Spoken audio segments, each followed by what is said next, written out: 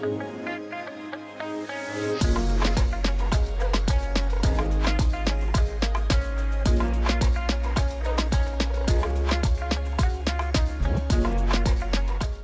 à tous. Bonjour et merci à tous d'être là pour ce panel sur les startups tech et les conseils légaux et juridiques pour s'internationaliser et lever des fonds en toute confiance.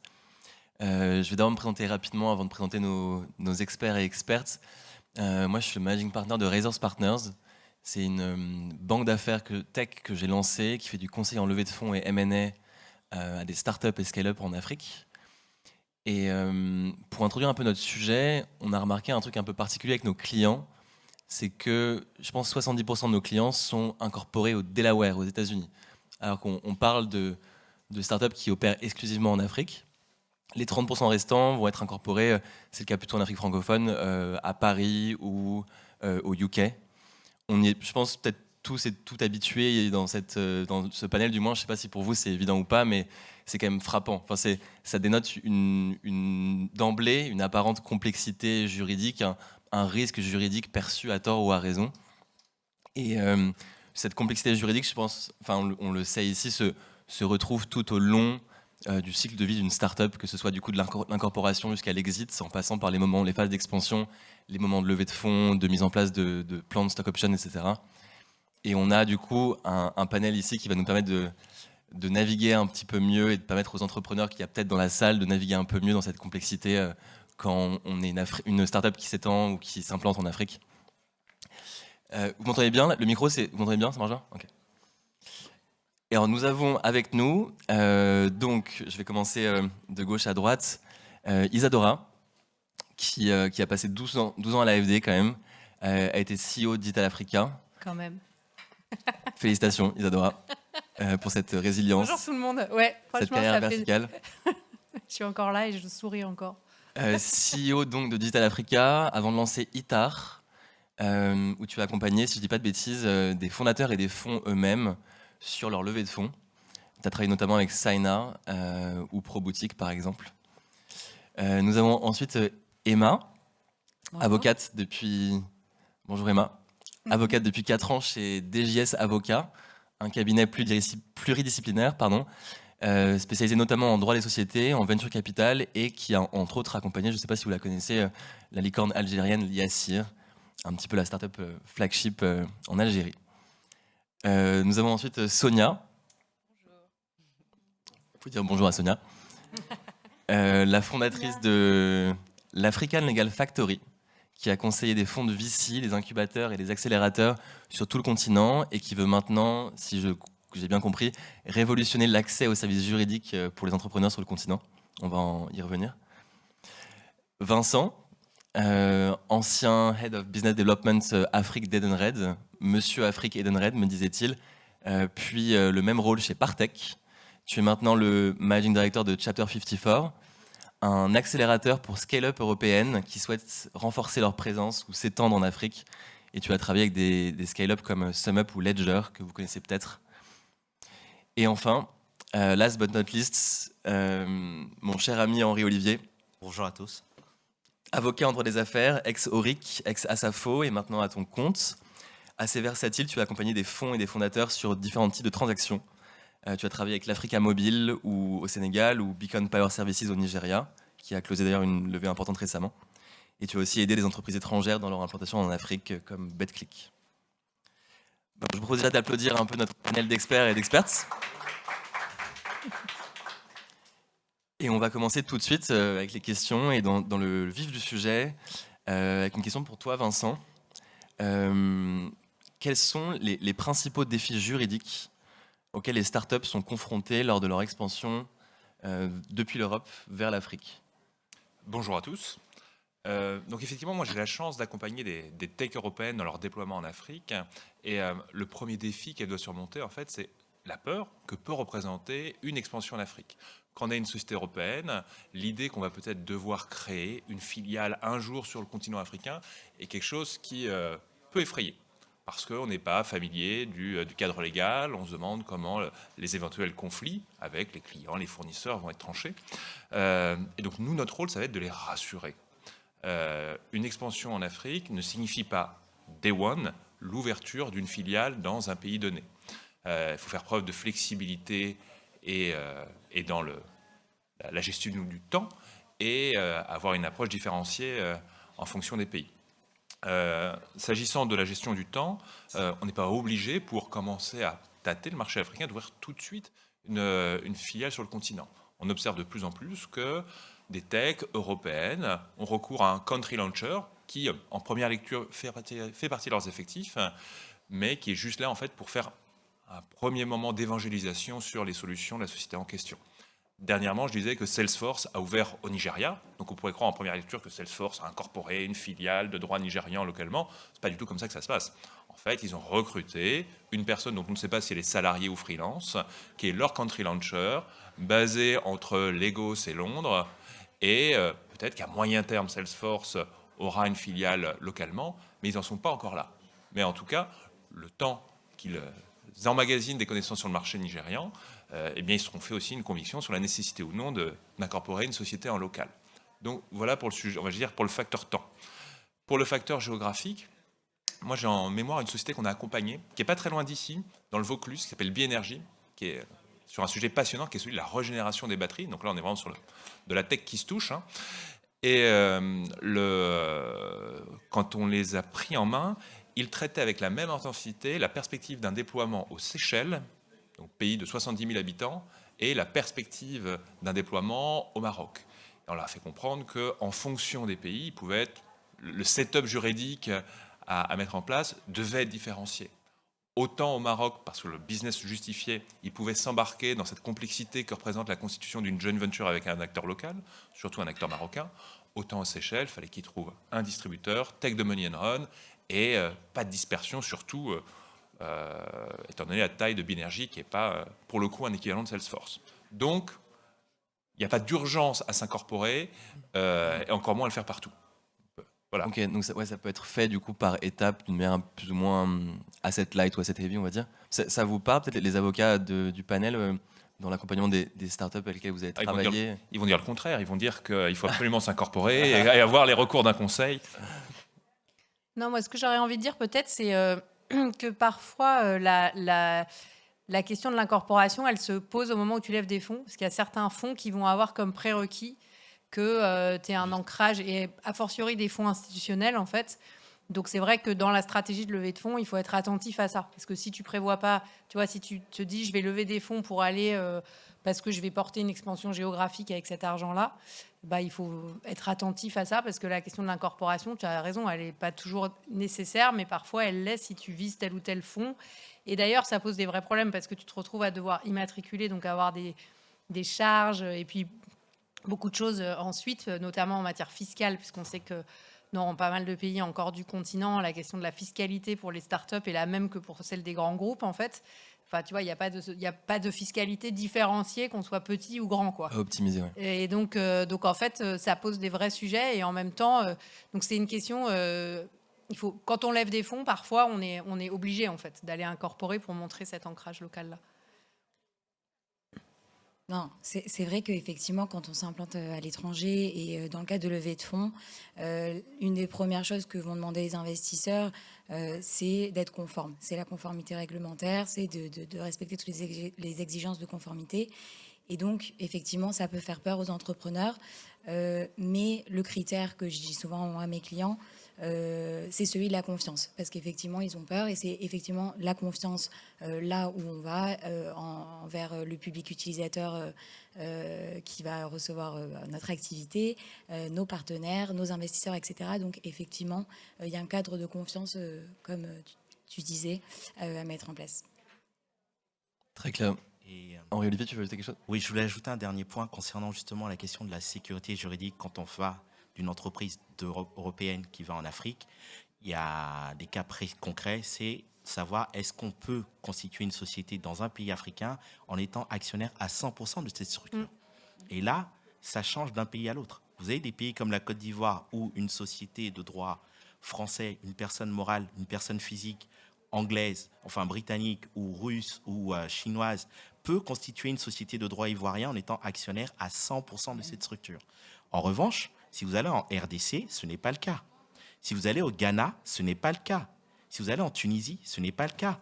En fait, il faut tenir compte du fait que le pourcentage varie d'un pays à l'autre et surtout, là, faire appel à un avocat parce que, par exemple, en RDC, on a eu un cas concret où on nous a dit oui, vous êtes obligé d'avoir un partenaire. Non, en fait, il ne fallait pas un partenaire. Il fallait voir que dans ce secteur bien précis, il n'y avait pas de partenaire. Et pour ça, il fallait faire des recherches juridiques. Voilà. Donc, faire attention et voilà. Conclusion, prenez un avocat. Non, et peut-être pour terminer du coup sur une note un peu plus positive, enfin pas positive, mais pas juste relever les obstacles qu'il y a. Il faut savoir aussi que par exemple en Afrique francophone notamment, vous avez le droit au WADA qui est applicable quand même à peu près à 17 pays. C'est un droit qui est extrêmement inspiré du droit français, voire même meilleur sur certains aspects. Et donc, du coup, dans le cadre de la création de votre structure, par exemple, lorsque vous êtes en France, en Côte d'Ivoire, il faut vous dire que ça va aussi, le fait qu'il y ait cette intégration régionale sur certains droits, tout ce qui est corporate et par exemple sur tout ce qui est également comptable, vous allez pouvoir aussi naviguer dans pas mal de juridictions assez aisément et non pas vous retrouver dans des pays où vous découvrez complètement le droit qui est applicable. Donc, du coup, il faut se préparer. Quand on lève des fonds, vous préparez financièrement la boîte. Lorsque vous faites votre exportation, vous préparez juridiquement votre boîte. Mais donc, comment est-ce que je vais faire pour déposer la propriété intellectuelle? Est-ce que si j'ai une licence, si je veux avoir une activité fintech, comment est-ce que je vais faire pour pouvoir obtenir la licence? Et donc là, je rejoins mes collègues et confrères. On fait les bonnes recherches pour savoir d'un point de vue réglementaire comment est-ce qu'on fait. Mais on peut faire, il faut juste bien se préparer et être bien accompagné. Et je pense que vous êtes servis ce matin par les panélistes. Merci beaucoup. Et donc là, on a parlé un petit peu de la partie expansion et de la complexité de l'expansion de l'Europe vers l'Afrique. Et on a parlé de l'Afrique que de manière singulière pour l'instant, mais on sait qu'on est quand même sur un sujet pluriel. Il y a 54 pays, des contextes réglementaires, juridiques extrêmement différents. Peut-être question pour Emma, mais aussi pour l'ensemble de l'assistance, c'est comment, en tant que start-up ou scale-up, on va naviguer dans ce contexte et jongler quand on veut s'étendre intra-Afrique. Si jamais je suis au Sénégal et que demain je me dis ok, c'est trop petit, la zone UMOA, et je vais aller au Nigeria, et c'est d'un coup un contexte radicalement différent, est-ce que vous avez des best practices ou conseils pour aborder ce difficile exercice? Donc, oui, en effet, la question de l'harmonisation juridique, elle est cruciale quand on cherche à se développer dans une région comme l'Afrique qui est très diversifiée au niveau économique et culturel et donc qui, par conséquent, va être présenter des diversités juridiques très marquées. Donc l'idée, ça va être de trouver des clés stratégiques et d'utiliser des outils existants pour naviguer effectivement dans ces systèmes juridiques très complexes et très divers. Donc ma réponse va être un peu moins factuelle que celle de mon collègue. Je vais donner plus des clés théoriques pour répondre à cette question. Alors déjà, à titre liminaire, d'un point de vue opérationnel, il est très important de centraliser, d'avoir une approche centralisée de ces services juridiques pour pouvoir superviser son implantation, son expansion et coordonner ces différentes activités juridiques dans divers pays. Tout en collaborant et en s'appuyant sur des experts, des conseillers, des avocats locaux qui vont nous aider à comprendre les spécificités locales qui sont dues à un système juridique propre ou à des usages. Et c'est possible ça aujourd'hui? Est-ce qu'il y a des cabinets spécialisés sur l'Afrique qui ont des antennes des experts locaux, ou vous devez, en tant que start-up, à chaque fois aller trouver l'expert local et agréger vous-même? C'est ce que je disais, en fait, l'idée c'est si on centralise ces activités juridiques, par exemple, auprès d'un avocat, même en France, nous, par exemple, on a, en matière de propriété intellectuelle, des agents sur place, des conseillers qui vont opérer pour nous auprès des offices de propriété intellectuelle, propriété industrielle. Et donc, on va naviguer comme ça. Voilà comment on peut fonctionner. Alors, donc, du coup, ça, c'était d'un point de vue opérationnel. En substance, sur le droit, alors, pour la petite précision, moi j'interviens sur des sujets très tech, IP, IT, data, conformité, donc pas sur les aspects corporate de constitution, d'immatriculation. Donc là, ça va consister en de l'adaptation juridique qui peut concerner plusieurs points. Donc, par exemple, la conformité, comme je disais tout à l'heure. Une chose à souligner qui est très important dans le cadre de l'expansion d'une start-up innovante, c'est effectivement de promouvoir l'innovation, mais de manière responsable et éthique et dans un climat de confiance, comme je le disais tout à l'heure. Donc, évidemment, s'assurer que ces activités répondent aux exigences réglementaires du pays d'implantation, Donc là, il faut regarder le champ d'application de la réglementation, voilà, toutes les obligations réglementaires qui existent. Donc on retrouve encore l'importance de s'entourer d'experts locaux. Et ensuite, il va falloir aussi s'assurer qu'on répond à ces obligations réglementaires de son pays d'implantation initial, enfin de sa zone d'implantation initiale.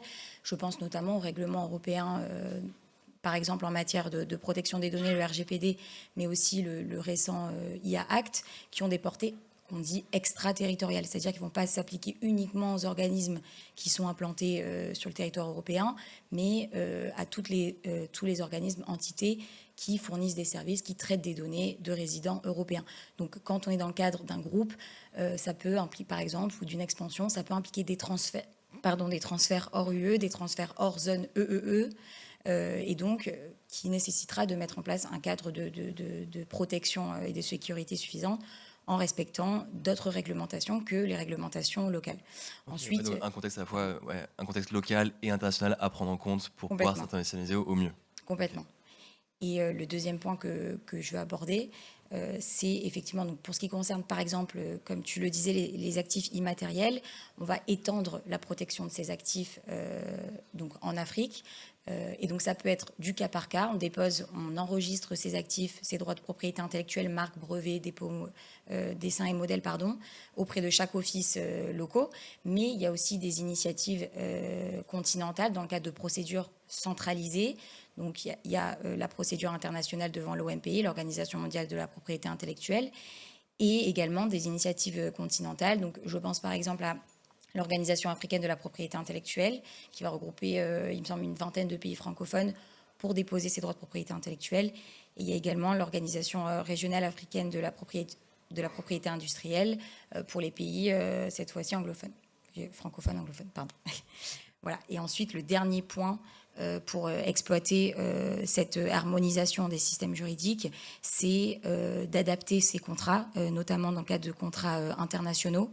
Le contrat, c'est je ne sais pas s'il y a des juristes dans la salle, le contrat, c'est vraiment un outil très intéressant parce que ça va nous permettre de mettre en place son propre cadre juridique et donc d'optimiser ses relations commerciales, notamment à l'étranger, en laissant une place résiduelle aux règles locales impératives d'ordre public qu'on va être parfois obligé d'appliquer, mais qui va nous permettre, pour valoriser ces technologies et ces innovations, pour choisir le droit applicable dans une relation commerciale, mettre en place des montages contractuels complexes, voilà, qui va nous permettre de déterminer son propre cadre juridique. Donc voilà, c'est très important. Ok, merci beaucoup. Moi, je voulais juste partager quelque chose, c'est qu'il y a un élément qui peut être intéressant aussi, c'est de profiter de programmes. Par exemple, il y a Open Startup, qui est une organisation qui est basée à Tunis, mais qui est panafricaine, et qui a développé un programme, par exemple, qui s'appelle Paper Plane, et qui permet, en fait, qui sélectionne des startups qui veulent aller s'étendre, en fait, dans un pays ou dans un autre, de faire des learning expeditions dans le pays. Et là, d'un coup, en fait, d'avoir accès à toutes les réponses, parce que en fait, la question, c'est l'information, elle est disponible, mais c'est comment je la trouve et comment je suis certaine que ça ne va pas changer. Sachant qu'en matière réglementaire, il y a aussi, pour les startups, il y a la réglementation aujourd'hui, mais il y a surtout ce qu'elle sera demain quand je vais développer mon produit. Et ça, il faut avoir des gens sur le terrain, des entrepreneurs qui sont là, des pairs. Et donc, moi, je recommande aussi ce genre de programme type Paper Plane, tu vois, où vraiment...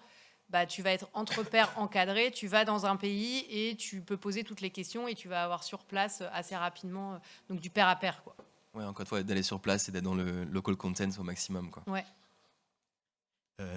En fait, pour compléter dessus, je voulais dire aussi que par rapport à l'OADA, c'est vraiment une chance pour l'entrepreneuriat et la relation, faciliter l'harmonisation des liens entre les 54 pays du continent. Aujourd'hui, l'OADA, c'est l'Organisation pour l'harmonisation en Afrique du droit des affaires. C'est vraiment ça l'intitulé. Elle a été créée pour quelle raison? Pour sécuriser les opérations juridiques, et le principal élément, c'était l'arbitrage. Donc aujourd'hui, quand vous êtes dans un pays africain et que vous voulez faire des affaires, vous avez la sécurité juridique pour une raison, c'est que si vous faites le choix, en fait, dans votre contrat, il y a ce qu'on appelle, à un moment, on vous dit, est-ce que en cas de litige, vous allez devant le tribunal? Et là, à ce moment-là, vous indiquez que vous faites une clause compromissoire. Une clause compromissoire qui dit qu'en cas de différend entre les différentes parties, vous allez recourir à un arbitrage de l'OADA. Et là, vous allez désigner ensuite 3 arbitres et la sentence arbitrale sera rendue. Elle sera, quand elle est contestée, confirmé devant la Cour commune de justice de l'OHADA. Et vraiment, c'est un outil qui rassure les entrepreneurs. Et derrière, bien sûr, il y a tout ce qui est concernant le côté corporate, c'est-à-dire l'harmonisation. Ça paraît un peu simple comme ça, mais vraiment, la numérotation des entreprises se fait de la même manière et des pays comme la RDC ou encore Guinée-Bissau, Guinée équatoriale, qui ne sont pas forcément dans la zone CFA, ont intégré l'OHADA parce qu'ils se sont rendus compte que c'était un plus pour les investisseurs. Peut-être juste une chose, depuis tout à l'heure, on parle beaucoup du droit comme étant une contrainte pour les entreprises africaines qui doivent s'y soumettre, pour les entreprises européennes qui s'intéressent au marché africain. Je pense qu'il faut aussi le rappeler que lorsqu'on est une entreprise de l'Union européenne, le droit est aussi une arme potentiellement. Je m'explique. On a l'habitude de dire que les États-Unis innovent, que les Chinois copient et que les Européens régulent. C'est vrai. Mais lorsqu'en Afrique, on cherche à s'inspirer de modèles pour mettre en place de nouveaux cadres réglementaires, c'est vers l'Europe qu'on regarde. Quand on pense à la GDPR, à l'EIDAS, à la souveraineté des données, les sources d'inspiration des réglementations en construction, ce sont les réglementations européennes. Et ça veut donc dire que pour les opérateurs économiques européens tech qui sont à l'aise avec ce niveau de complexité, qui parfois va être donc transposé dans les pays africains, c'est un actif dont elles peuvent se prévaloir. J'en veux pour preuve une des sociétés qu'on accompagne, une tech bulgare qui s'appelle Evrotrust, qui est sur le sujet passionnant de l'identité numérique et de la signature électronique forte. Leur agrément européen a été validé, reconnu au Kenya, bientôt il le sera en Ouganda, ce qui leur permet, sans avoir de filiale locale, juste en ayant un représentant, d'adresser le besoin des plus grandes banques kenyanes. Donc le droit comme une arme pour les entreprises européennes. Alors, ouais, c'est bien qu'on parle aussi du droit de manière positive parce qu'on a beaucoup abordé la complexité juridique de ces contextes et certainement les avocats sont hyper aidants pour naviguer là-dedans. Il y a aussi une autre piste d'espoir dont on va pouvoir parler avec Sonia, c'est peut-être comment l'innovation et le digital. Alors je ne sais pas si on peut encore parler déjà de legal tech en Afrique, elle serait au mieux balbutiante. Je ne crois pas avoir vu de start-up legal tech qui fait de grandes levées de fonds encore à ma connaissance, mais il semblerait qu'il y ait peut-être des pistes pour que le digital puisse permettre de simplifier et optimiser un peu la gestion des affaires juridiques pour les entrepreneurs et que c'est quelque chose sur lequel tu travailles, Sonia, si je ne m'abuse. Alors, juste, qui est familier avec le terme legal tech dans la salle? 1, 2 personnes, 3, 4.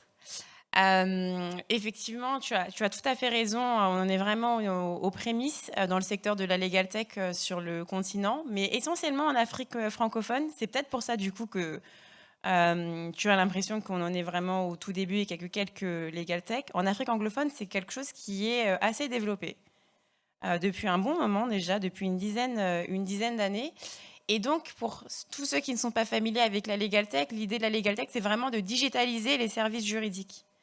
Il faut savoir que d'après les dernières statistiques qui datent, je pense, de 2023, il y a seulement 1% de la documentation juridique qui est digitalisée sur l'ensemble du continent. Je trouve que c'est extrêmement bas. C'était une étude de Forbes qui citait ce pourcentage. Dans beaucoup de pays, la réglementation n'est pas encore digitalisée. Moi, j'ai été expatriée pendant 5 ans au Maroc et on avait la documentation était accessible sur des sites en ligne du gouvernement, mais c'était encore très compliqué comme pour beaucoup d'autres pays. Moi, je suis d'origine comorienne, par exemple, d'avoir accès juste à la réglementation pour les entrepreneurs. Et donc, ce que fait la Legal Tech, ce que font les entrepreneurs, ce que font les ingénieurs qui développent des solutions tech, c'est qu'ils donnent accès au droit, non seulement aux entrepreneurs, mais également aux professionnels du droit. Les Legal Tech, elles viennent servir elles viennent d'abord aider les avocats en leur développant des outils qui leur donnent accès à des sources juridiques en utilisant par exemple l'intelligence artificielle pour pouvoir aller plus vite dans les recherches juridiques. elles offrent aux professionnels du droit des solutions pour rédiger des contrats automatisés. Donc, plutôt que de passer du temps comme je le faisais, ça fait 10 ans maintenant que je suis avocate, au début à rédiger la documentation pour les levées de fonds qui prenait à peu près 10 heures pour sortir la première version du SPA. Maintenant, si on arrive à automatiser, donc à coder ces contrats et à juste répondre à certaines questions, ben, on gagne énormément de temps. Et donc, quelque chose qui pouvait me prendre 8 heures avant, je peux maintenant le sortir j'allais dire en 3 heures il y a quelques mois et maintenant peut-être en 1 heure et demie avec ChatGPT, même si on n'a pas le droit d'intégrer les contrats dessus pour la confidentialité. Mais donc du coup, l'IA, les outils LegalTech nous aident, nous les professionnels du droit, à avoir accès aux ressources juridiques, à rédiger des contrats et à sécuriser vos transactions également, vous entrepreneurs, en développant des solutions par exemple qui utilisent la blockchain. C'est quelque chose, c'est un use case qui se développe par exemple en Afrique, l'usage de la blockchain pour pouvoir enregistrer les titres fonciers dans l'immobilier, déposer vos marques, parce que déposer sa marque à l'OAPI, c'est bien, ça coûte hyper cher, 500 €, c'est beaucoup pour des entrepreneurs africains. Et donc voilà, donc la LegalTech, oui, elle vient offrir des services juridiques à des prix beaucoup plus bas pour les entrepreneurs. Elle vient aussi réduire les risques juridiques pour les entrepreneurs, parce que si vous faites appel à une plateforme de compliance pour les fintech, par exemple, où on vous dit que vous devez répondre à X ou X critères pour pouvoir être en conformité avec la réglementation applicable, vous réduisez vos risques d'être sanctionné par le régulateur.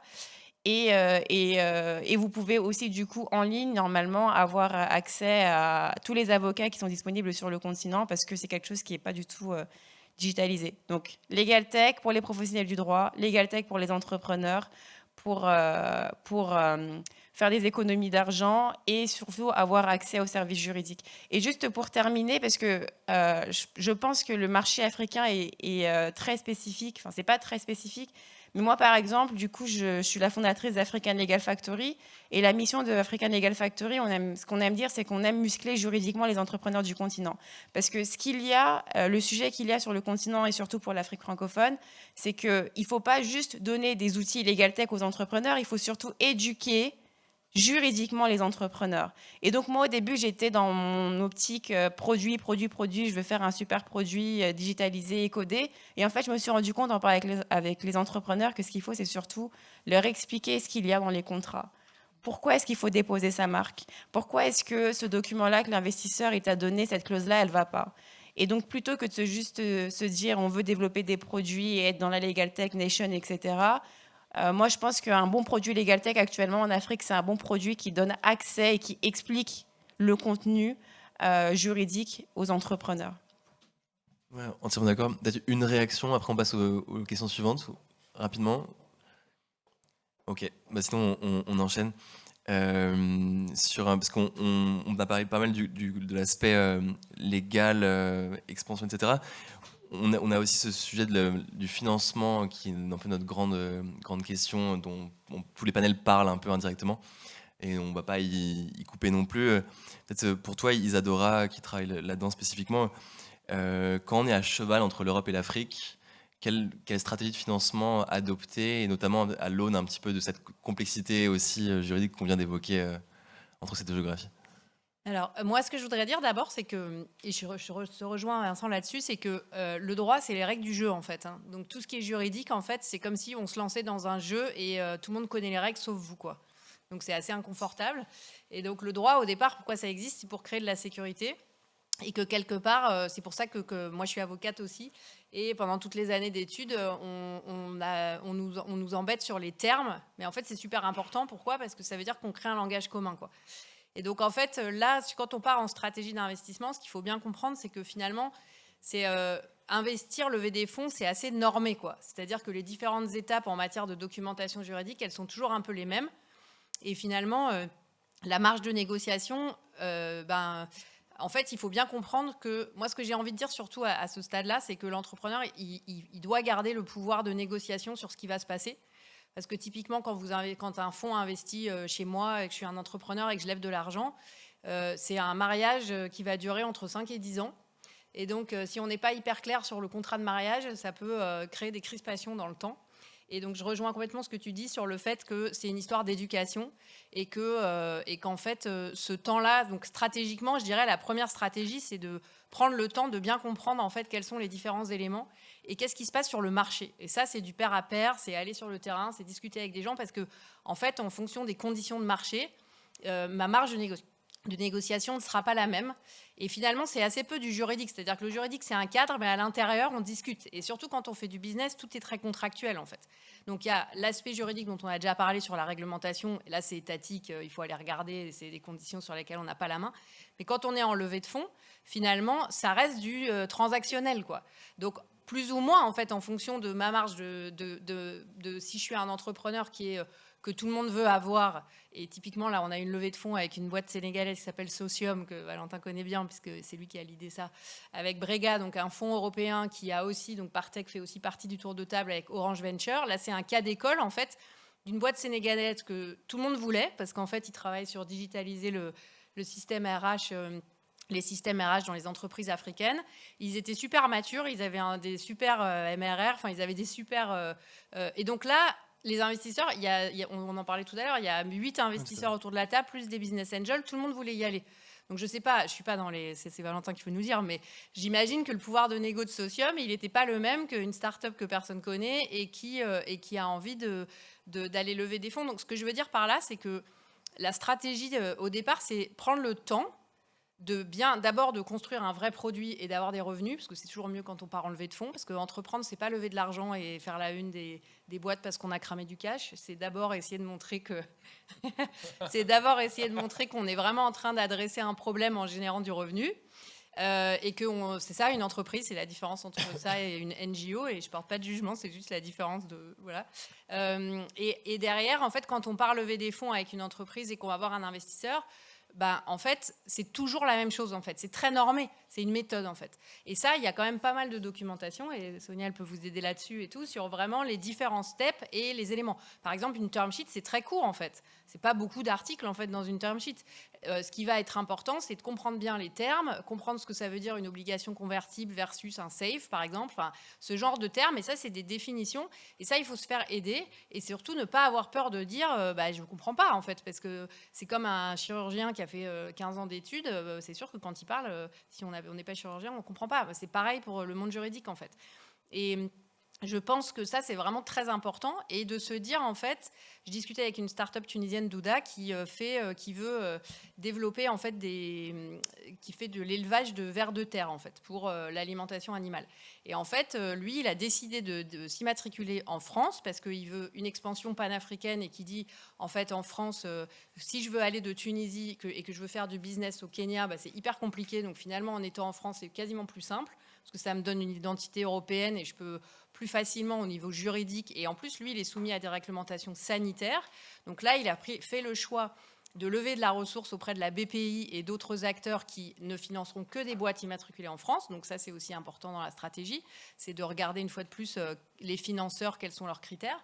Et il dit, moi, je prends le temps d'aller décrocher la timbale de la réglementation européenne, même si c'est super compliqué, c'est ce que tu disais, parce qu'après, c'est un vrai avantage comparatif. Et je sais que je peux aller partout en Afrique tranquille et que je peux dire aux investisseurs, j'ai choisi la voie qui paraissait peut-être la plus complexe là à court terme, mais qui en fait va m'ouvrir des opportunités de marché énormes, quoi.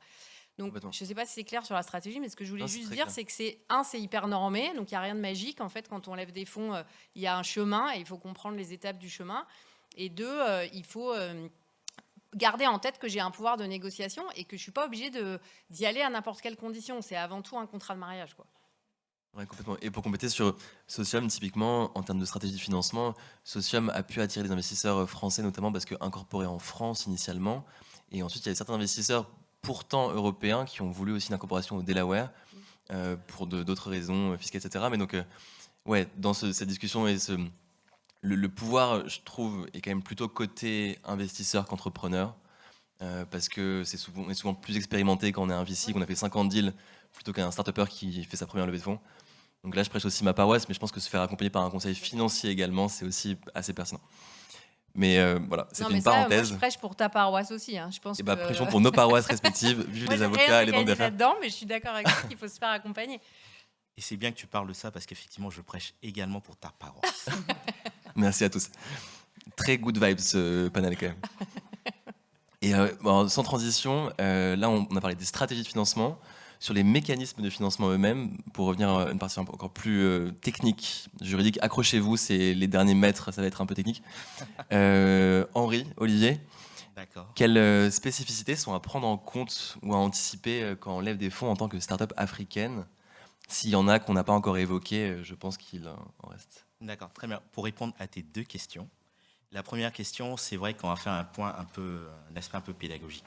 D'abord, qu'est-ce qu'un financement? Le financement se fait de deux manières. Soit il y a un financement qui est dilutif, soit le financement est non dilutif. Quand le financement est dit dilutif, ça veut dire quoi?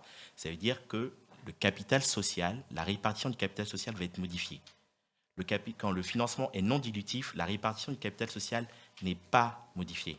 Et maintenant, quand on a dit ça, on va voir maintenant c'est quel type de financement qu'il faut.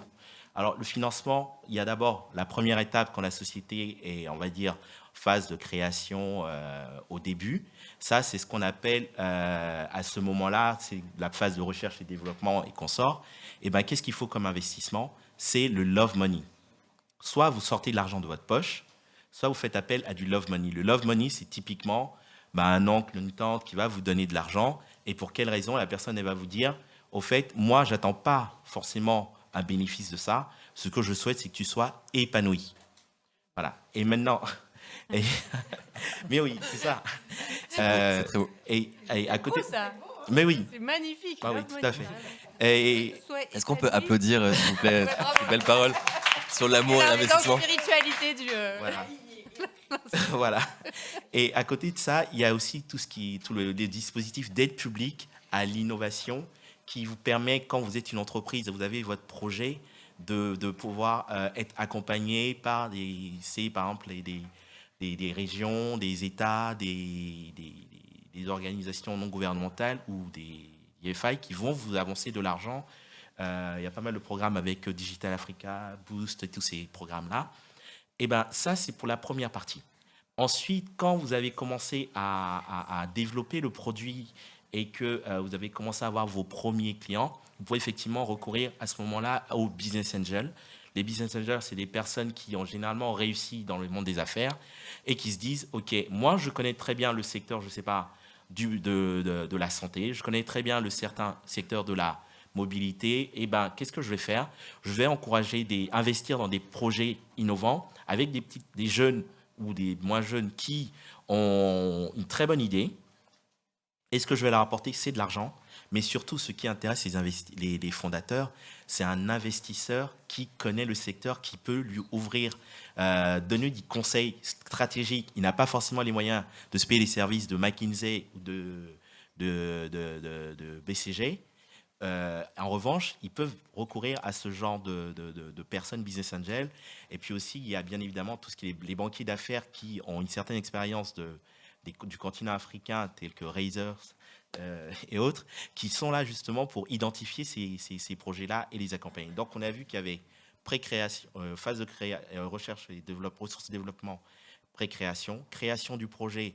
Et là, on fait appel maintenant aux business angels. Toujours aussi bénéficier des aides publiques. Et ensuite, une fois que la société a vraiment finalisé son amorçage, elle a commencé à avoir des clients et vraiment commence à avoir un chiffre d'affaires, elle peut faire appel à des fonds d'investissement. Voilà. Donc, c'est les types d'acteurs qui peuvent intervenir et toujours les aides publiques à côté. Ça, c'est la première partie de la question. Merci, ouais. Maintenant, pour la deuxième partie de la question, qu'est-ce qu'il faut anticiper? Je ne veux pas faire très long, je vais donner un exemple. C'est que, et justement, Valentin en a parlé tout de suite, c'était le choix entre Delaware et la France. Et ben, en fait, il faut anticiper, à partir du moment où vous avez une société qui est immatriculée dans un pays africain, c'est très compliqué pour des investisseurs, des fonds d'investissement européens, d'investir directement dans la société immatriculée dans le pays africain. En pratique, ce qu'on constate à chaque fois, c'est qu'on recommande fortement, quand l'entreprise n'est pas immatriculée au Delaware, d'aller soit au Delaware ou alors de venir en Europe. Je t'interromps juste pour une question un peu naïve. Enfin, je ne sais pas si vous avez la réponse dans l'audience, moi je ne l'ai pas. Tu dis que c'est compliqué d'investir dans la société si elle était incorporée localement. Pourquoi? Alors, ça, c'est la question qu'on pose justement aux fonds d'investissement. Pourquoi? Ce qu'ils donnent, c'est qu'en fait, ils ont souvent des contraintes en termes d'investissement. Un fonds d'investissement est dirigé par une équipe d'investisseurs, d'accord, mais l'argent provient des LPs. Et les LPs mettent des contraintes. Ils leur donnent une stratégie d'investissement et ils leur disent, voilà, où vous avez le droit d'investir. Mais surtout, c'est par rapport aussi aux questions de sécurité juridique. Ils n'arrivent pas à être à l'aise par rapport au fait d'investir directement dans les sociétés de droit de pays africains, même quand on leur explique que l'OADA, c'est rassurant. Voilà, c'est la pratique et j'ai envie de dire que c'est market practice comme la réponse qui est donnée souvent. Donc, une fois que ça s'est dit, ce qui se passe, c'est qu'en fait... Juste là-dessus, je voudrais juste ajouter quelque chose, c'est que la problématique, elle vient aussi du fait qu'il y a beaucoup de prêteurs, donc de bailleurs, qui tout d'un coup, les réglementations changent. Tout à fait. Il y a eu le cas au Nigeria, il y a eu le cas, en ce moment même, il y a des cas... il y a eu ce cas-là, je crois qu'il y a eu un moment aussi en Côte d'Ivoire. Enfin, en tout cas, il y a eu ce sujet de tu pouvais plus sortir des devises, en fait. Et donc, comme ça, c'est beaucoup... En fait, en matière d'investissement, le déblocage, il se fait in fine, mais en matière de prêt, c'est au fil de l'eau, quoi. Et en fait, tu pouvais pas sortir de devises étrangères du pays. En Algérie, c'est le cas. Enfin, voilà. Donc, en fait, ça fait qu'un investisseur international, il se dit, en fait, moi, je vais mettre de l'argent quelque part, il faut que je puisse le récupérer, en fait. Et meilleur des cas, avoir des dividendes, même si ça arrive quand même très rarement, mais on peut rêver. Et donc, à ce moment-là, il faut que ton argent puisse circuler de manière fluide. Et en fait, il y a eu tellement de cas, tu vois, où en fait, même en faisant tout simplement du business avec le continent, je prends l'Algérie par exemple, où tu pouvais pas retirer tes euros en fait. Et donc là, tu te retrouves avec, tu as un compte en Algérie qui est bien fourni, tu vois, mais en tant qu'étranger, tu peux pas récupérer ton argent. Et donc c'est ça qui fait aussi que... Et le Delaware, c'est devenu à la mode parce que c'est hyper pratique, ça coûte rien. Il y a eu la mode de Maurice aussi, qui est aussi un sujet, mais voilà, enfin bref. Tout à fait. Merci beaucoup, Isadora. Et effectivement, à partir du moment où l'entité, les fonds d'investissement, comme l'a dit Valentin tout à l'heure, un fonds d'investissement, à la fin, c'est eux qui ont plutôt, c'est eux qui parlent et on suit un peu ce qu'ils disent parce qu'ils vont investir. Et donc, ce qui se passe généralement, il faut l'anticiper, c'est que vous aurez à immatriculer à un moment ou à un autre votre entité dans un pays européen. Si vous le faites en France, même si je vis à Paris, moi, ce que je vous recommande, c'est de ne pas aller à Paris ni en région parisienne. Pourquoi? Parce que vous pourrez bénéficier de tout le système d'aide qu'il y a en France. Et à Paris, il y a beaucoup de demandes, alors qu'en région, quelle que soit la région, il y a moins de demandes. Marseille, par exemple? Par exemple, Marseille, je pense qu'il y a pas mal d'acteurs, mais effectivement, c'est plus intéressant, vous serez mieux accompagné que si vous restiez en région parisienne. Et voilà, un exemple concret, c'est qu'on a eu un entrepreneur qui était dans un pays d'Afrique de l'Ouest. Pour que l'investissement soit effectué, il a fallu faire un flip. Donc, on a transféré le siège social de sa société en France. Et c'est après quoi que les investisseurs ont pu investir dans la société. C'était une condition sine qua non pour qu'ils investissent. Et entre la France et le Delaware, très honnêtement, je ne sais pas si vous connaissez des entrepreneurs qui ont déjà des structures au Delaware, mais une entreprise qui a un investissement au Delaware, elle ne bénéficie pas derrière de tout le système d'aide à l'entrepreneuriat en France, qui est offert par BPI. Donc, réfléchissez-y. Voilà.